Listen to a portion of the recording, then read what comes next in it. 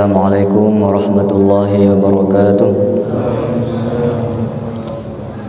Bismillahirrahmanirrahim. Alhamdulillahirabbil alamin. Allahumma shalli wa sallim wa barik ala sayyidina maulana Muhammadin al-fatih lima ughliqa wal khatim lima sabaqa nasirul haqqi bil haqq wal hadi ila siratikal mustaqim wa ala alihi haqqa qadrihi wa miqdarihi al-azim. Amma ba'd. Yang kami hormati, yang kami muliakan Bapak Ketua Takmir, juga segenap jajaran pengurus Masjid Baitul Akbar, dan juga para hadirin, Bapak Ibu dan pemuda-pemudi yang dimuliakan Allah Subhanahu wa taala. Alhamdulillah, pada pagi ini kita diberi Allah taufik, pertolongan, kemudahan dan kelapangan waktu, kesempatan dan kesenangan hati untuk menghadiri acara rutinan tradisi Masjid Baitul Akbar, yang mana menjelang Ramadan, satu hari menjelang Ramadan, kita mengadakan khataman Al-Quran, yang mana hadiahnya dikirimkan kepada keluarga-keluarga yang sudah pulang kepada Allah Subhanahu wa taala. Dan ini merupakan tradisi yang baik dan perlu dilestarikan dan patut kita contoh, karena Rasulullah bersabda dalam sebuah hadis sahih Muslim, "Man sanna fil Islami sunnatan hasanatan falahu ajruha wa ajru man amila biha ba'dahu min ghairi an yanqusa min ujurihim syai'."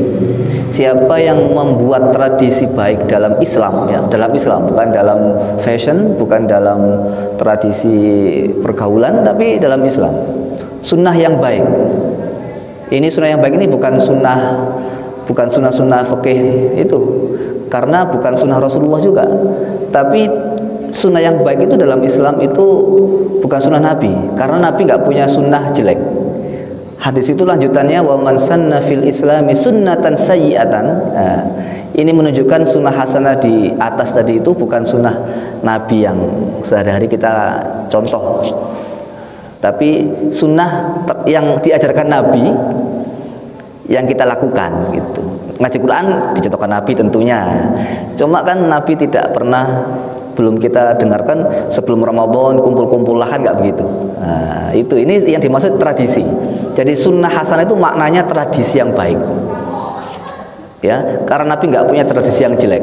Kalau sunnah itu diartikan sunnah Nabi, maka nggak pas, karena hadis itu setelahnya sunnatan sayyi'atan. Jadi barang siapa yang menghidupkan dan membuat tradisi yang baik dalam Islam, maka dia dapat pahala, dan pahala orang yang melakukan setelahnya tanpa berkurang sedikit pun dari pahala orang pertama yang melakukan. Jadi kalau penggagas ini meninggal dunia dan tradisi ini dilanjutkan oleh generasi seterusnya, maka yang menggagas, yang menghidupkan itu tetap mendapat pahala kebaikan dari orang yang melakukan setelahnya. Dan ini sekitar berjalan mungkin 4-5 tahun. Ya, mudah-mudahan amal baik dari seluruh masyarakat, seluruh pengurus masjid diterima oleh Allah Subhanahu wa taala. Dan hadis itu lanjutannya, wa man sanna fil Islami sunnatan sayyi'atan fa alaihi wizruha wa wizru man amila biha ba'dahu min ghairi ayanqusa min auzarihim syai'. Dan barang siapa yang menghidupkan, membuat tradisi yang jelek, maka dia dapat dosa dan dosa orang yang melakukan setelahnya. Jadi ada kiriman pahala, juga ada kiriman dosa. Sahih Muslim itu bila khilaf, ya. Bila khilaf itu jelas seperti itu maknanya. Nah, cuma kadang-kadang orang kurang memahami, salah memahami, dan belum memahami, dan tidak faham, dan tidak membaca, dan tidak mendengarkan, dan tidak belajar, dan tidak hadir. Nah, jadi ngawur akhirnya. Dan sama, misalkan sebelum Ramadan diundang pesta, ya, ada joget-jogetan, kemaksiatan dilakukan menjelang Ramadan, dan itu tradisinya terus menerus. Nah, yang membuat tradisi berdosa. Dan kalau tradisi maksiat itu dilakukan sebelum Ramadan terus menerus, yang pertama kali membuat tradisi itu mendapat dosa, sampai tradisi itu mandek berhenti baru nggak dapat dosa. Nah, hati-hati. Manggil temennya ganteng-ganteng dipanggil bogel. Dan yang manggil pertama kali itu lalu diikuti temannya, setiap yang dipanggil merasa tersinggung dapat dosa. sampai tua dipanggil bogel terus. Dosanya mengalir, hati-hati. Ya, membuat tradisi yang jelek itu kalau sampai diteruskan oleh generasi penerusnya, subhanallah, na'udzubillah, itu meninggal dunia dapat kiriman dosa. Ya, di rumah juga sama, menjelang Ramadan kok diskoan, joget-jogetan misalkan, ya, berkumpul lawan jenis yang tidak baik, mahramnya satu rumah, tradisi pokoknya itu. Wah, itu tradisi yang tidak baik dan dia mendapat dosa dan dosa orang yang melakukan setelahnya. Maka kita ini harus berlomba-lomba membuat dan menciptakan tradisi yang baik sampai diteruskan oleh generasi setelahnya, setelah kita, sehingga kita meninggal dunia dapat kiriman pahala. Ya, termasuk seperti ini. Sebelum Ramadan khataman, ini tradisi. Nanti setelah Ramadan Idul Fitri bacaan lagi, ya itu tradisi juga. Nanti malam itu juga ada tasyakuran lagi, tradisi juga. Tradisi sedekah loh, itu bagus. Nah, kalau tradisi berantem, sebelum Ramadan berantem dulu habis maafan, lah ini juga nggak bagus tradisinya. Kalau sampai ditiru oleh setelahnya dapat kiriman dosa. Ya, nah, sudah, itu yang pertama. Yang kedua, ya kita nggak lama-lama karena ini kita tahu sendiri ya, sudah waktunya untuk acara yang ditunggu-tunggu ya, sama-sama pagi itu semua orang punya acara inti pagi. Kalau dilambat-lambatkan malah tradisinya nggak bagus. Membuat orang sudah nggak sabar dan sakit hati ya, terlalu lama menunggu. Jadi menjelang Ramadan ini hati kita ini perlu bercahaya. Karena Ramadan adalah bulan yang penuh dengan cahaya. Bagaimanakah membuat hati bercahaya? Nah, ini penting. Setidaknya ada 3 perkara membuat hati kita bercahaya. Kama sami'tu min al-Imam Al-Habib Umar bin Hafiz fi ihdad mau'izatihi. Beliau mengatakan yang pertama adalah dengan membaca Al-Qur'an bitartili wat tadabbur. Dan kita sudah mengawalinya dengan membaca Al-Qur'an. Membaca Al-Quran tidak hanya menerangi hati yang membaca, tapi juga menerangi lingkungan yang dibaca, menerangi masjid yang dibaca, menerangi kampung yang dibacakan, dan menerangi rumah yang dibacakan. Kalau hadisnya sudah hafal, nawwiru buyutakum bis-sholati wa qiraatil Qur'an. Terangilah rumahmu dengan sholat dan baca Al-Quran. La tattakhidhuha maqabir. Jangan jadikan rumahmu seperti kuburan. Jadi rumah yang tidak ada bacaan Al-Quran itu seperti kuburan, sepi, nggak ada cahaya, gelap dan tidak menyenangkan. Yang ada hanya ketakutan, kegelisahan dan penderitaan, kesepian, hati yang kosong dari cahaya Allah. Diriwayatkan dari Al-Imam Al-Habib, dari Al-Imam Abdullah bin Husain bin Thahir. Beliau ini melihat rumah di daerah Yaman ya, itu tinggi. Ini nggak tahu melihatnya ini dalam mimpi apa dalam kasyafnya, saya nggak dijelaskan. Bisa dalam mimpi, bisa dalam kasyafnya. Berbicara kepada keponakannya, namanya Al-Habib Abdullah bin Umar bin Yahya. Ini ngafalin nama ini sulit ya, lebih sulit daripada ngafalin hadisnya. Namanya mirip-mirip Abdullah bin Hasan bin Husain, itu susah ya. Jadi ini tepat akurat ini. Keponakannya bernama Al-Habib Al-Imam Abdullah bin Umar bin Yahya. Wahai Abdullah, saya melihat rumah ini tinggi, tapi rumahmu paling tinggi. Rumahmu di atas rumah-rumah orang di daerahnya. Ya daerah salah satunya, saya lupa nama desanya. Dan menariknya, dari rumahmu yang paling tinggi, semua kamar-kamarmu itu yang paling tinggi adalah kamar yang kamu tempati. Jadi rumahnya banyak kamar, tapi yang paling tinggi kamar beliau, kamar Al-Imam Al-Habib Abdullah bin Umar bin Yahya. Apa yang kamu lakukan sampai rumahmu itu di atas rata-rata rumah orang lain tingginya? Oh ya, sebagai saya bangun rumah sebagaimana engkau ajarkan kepada kami. Saya niat bangun rumah, saya hidupkan rumah itu dengan kebaikan, saya mencari uang dengan halal, dan tidaklah satu kamar dalam rumah itu melainkan sudah pernah aku khatamkan Al-Quran dalam sholat. Setiap kamar. Jadi setiap kamar itu sudah pernah ditirakati, diriyadhoi dengan membaca Al-Quran 30 juz sambil sholat. Setiap kamar. Dan tidaklah setiap tangga itu kan ada banyak. Setiap tangga yang ada di rumahku, setiap pijakannya itu sudah pernah aku buat khataman Al-Quran. Setiap tangganya.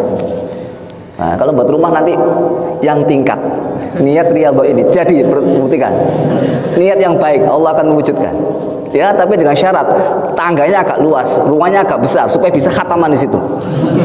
Kalau tangganya sempit gimana mau duduk, jalan aja miring. Jadi duduk yang bagus, yang tenang, khatamkan Quran. Satu tangga, satu khataman.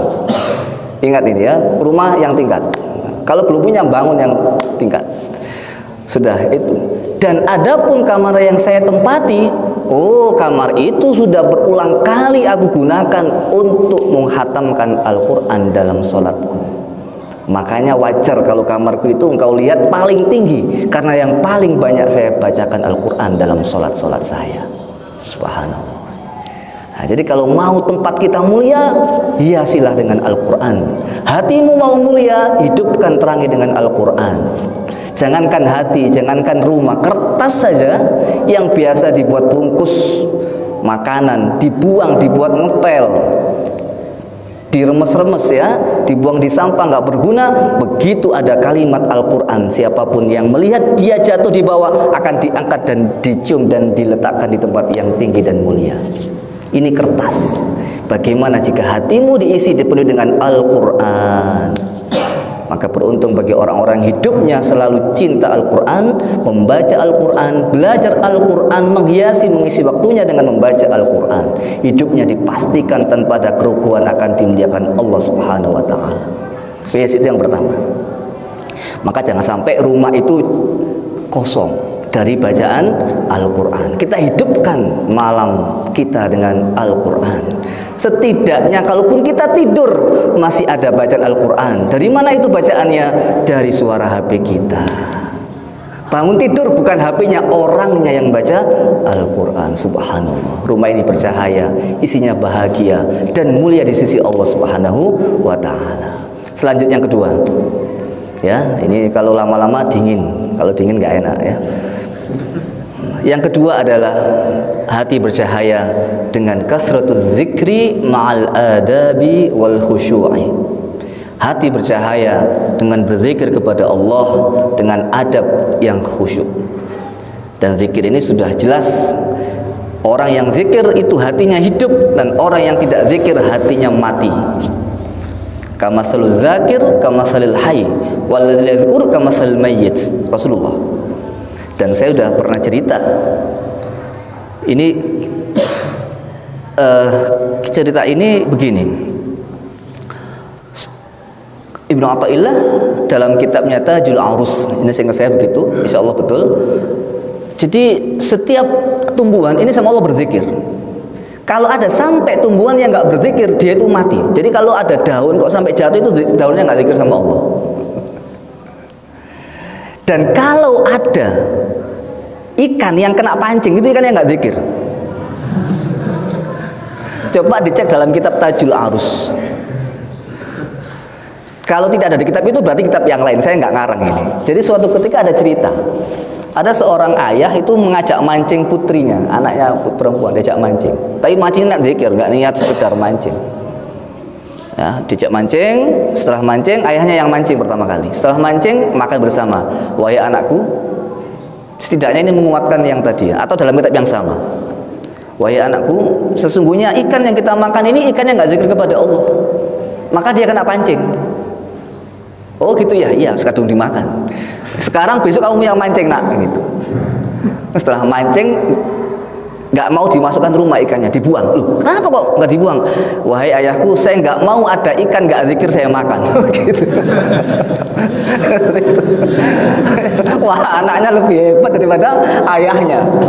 Mestinya harus begitu. Jangan sampai anak kita itu lebih parah daripada kita. Itu musibah itu.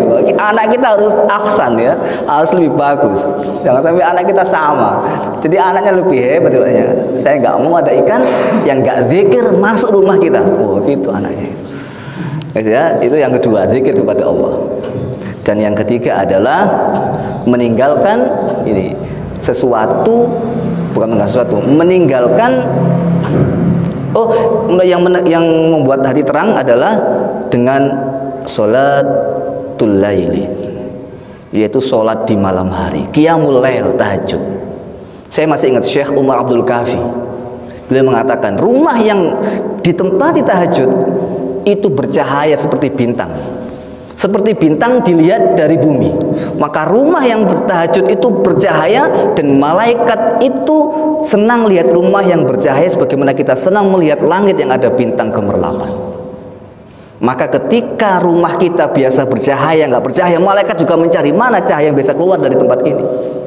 Oh, orangnya lagi sakit, kecapean karena habis amal bakti, PSBB di wajah.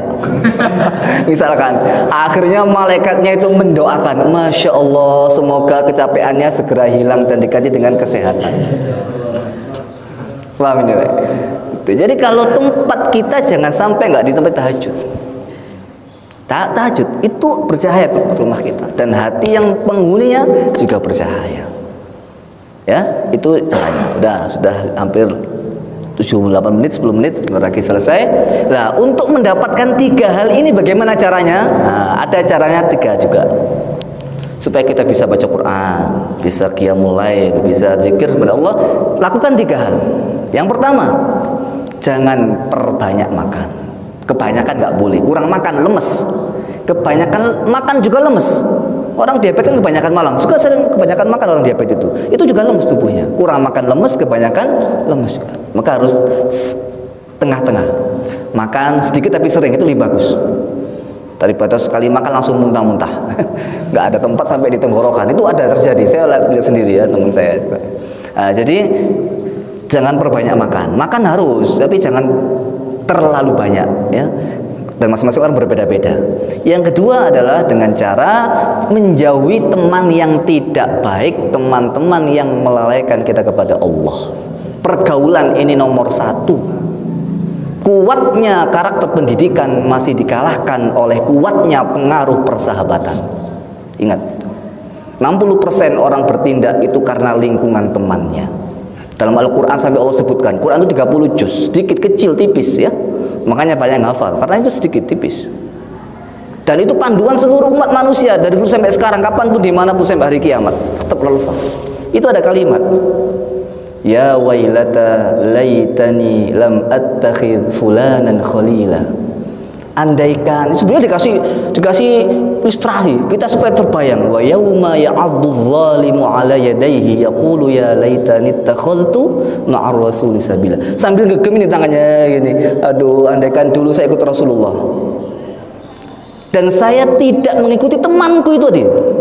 Ya wailata laitani, kalimat penyesalan 2 kalimat supaya kuat lagi. Lam attakhid, saya nggak punya teman fulanan khalila, teman dekat itu, aduh. Laqad adallani 'ani dzikri ba'da idz ja'ani, karena dia telah menyesatkanku dari jalan petunjuk kebaikan. Jadi teman itu luar biasa pengaruhnya, hati-hati jangan sampai kita punya teman pergaulan yang tidak baik. Dan sebaliknya, teman yang baik bisa memberikan syafaat pertolongan di hari kiamat. Dalam Al-Qur'an disebutkan lengkap ini. Fama lana min syafi'in wala sadiqin hamim. Sebelumnya panjang, kalau saya baca khataman lagi nanti kan. Saya baca pas antinya saja. Sebelumnya itu panjang, setelahnya juga agak panjang lumayan kalau mau cerita lengkapnya. Ini ulama mengatakan teman itu bisa mengangkat, memberikan kita pertolongan di hari kiamat. Bahkan disebutkan ketika ahli surga di surga, dia itu mencari temannya. Ya Allah, mana teman saya? Di neraka, aduh gak enak surga kata pada teman saya. Saya mau ngambil teman saya, gak bisa di neraka, gak bisa ya Allah. Surga gak lengkap, gak enak kalau gak ada teman saya. Karena saya dulu masuk surga, karena saya masuk surga ini, dulu yang bangunkan tahajud ya teman saya itu ya Allah. Yang nasihati saya itu teman saya, meskipun dia tetap main game, tapi saya tidak nasihati, gak boleh main game. Kan begitu. Akhirnya ya sudah, karena ahli surga itu walakum fiha ma tashtahi walakum fiha tad'un.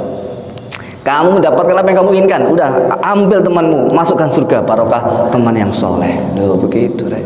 Ini Al-Quran ini. Yang ketiga, terakhir, meninggalkan yang nggak penting.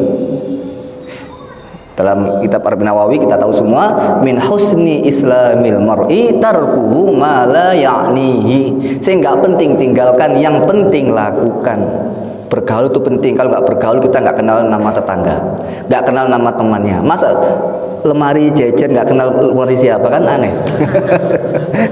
Paham ya? Dalam sehari nggak boleh nggak bicara, harus bicara sama orang. Itu dalam kitab Al-Adhkar An-Nawawiyah, itu ya. Nggak boleh puasa bisu, itu ada hadisnya. Ulama mengatakan sebagian makruh. Saya kira demikian, mudah-mudahan seluruh amal kita diterima oleh Allah Subhanahu wa taala. Ramadan menjadikan tempat bulan di mana Allah mengampuni semua dosa-dosa kita, dan Allah tetapkan, pastikan kita mempunyai hati yang bercahaya. Kita dipastikan dapat kemuliaan dari Allah Subhanahu wa taala dengan barakah Al-Qur'an, dengan barakah Ramadan, dengan barakah rahmat kasih sayang Allah Subhanahu wa taala, dan kita tidaklah meninggal dunia kecuali mendapatkan ampunan dari Allah Subhanahu wa taala dengan husnul khatimah min ahlil jannati bi ghairi hisab bi barakatil Qur'an. Wa sallallahu ala sayyidina Muhammadin wa ala alihi wa sahbihi wasallam. Subhanakallahumma wa bihamdika asyhadu an la ilaha illa anta astaghfiruka wa atubu ilaik. Walhamdulillahirabbil alamin. Wassalamualaikum warahmatullahi wabarakatuh.